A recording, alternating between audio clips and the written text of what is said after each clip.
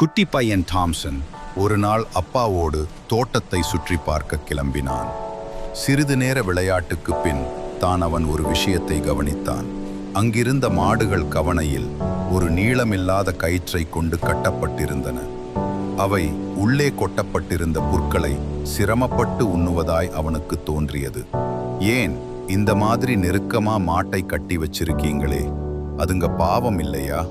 உங்க தோட்டத்துல தான் இவ்வளோ புல் இருக்குதே, இங்கேயே ஒரு பெரிய கயிறா எடுத்து ஒரு மரத்துல கட்டி வைக்க கூடாதா? அதுங்க கொஞ்சம் பிரியா சாப்பிடுமே என்றான்.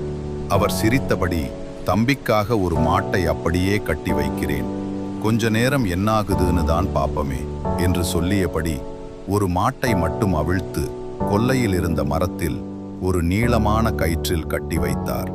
வந்தவுடனேயே தாம்சன் கொல்லைக்குத்தான் ஓடினான்.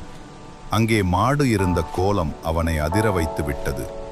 மாடு புல்மேயும் சுவாரஸ்யத்தில் கயிற்றுடன் மரத்தையே சுற்றி சுற்றி வந்து கயிறு முழுவதும் மரத்தில் சுற்றி கொண்டு விட்டது.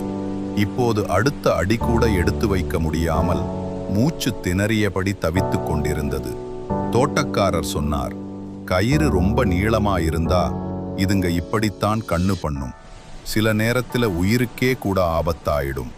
சொல்லிக்கொண்டே மாட்டை அவிழ்த்து கொட்டிலில் கட்டினார். சின்ன கயிற்றில் கட்டப்பட்டு இருப்பது சிறையல்ல, பாதுகாப்பு என்பது தாம்சனுக்கு புரிந்தது. சில நேரங்களில் அதிகபட்சமான சுதந்திரம் ஆபத்தில் முடிவதுண்டு. சில நியதிகளும் கட்டுப்பாடுகளும் நம்மை காத்துக்கொள்ளவே ஏற்படுத்தப்பட்டவை என்று உணர்ந்து கொள்.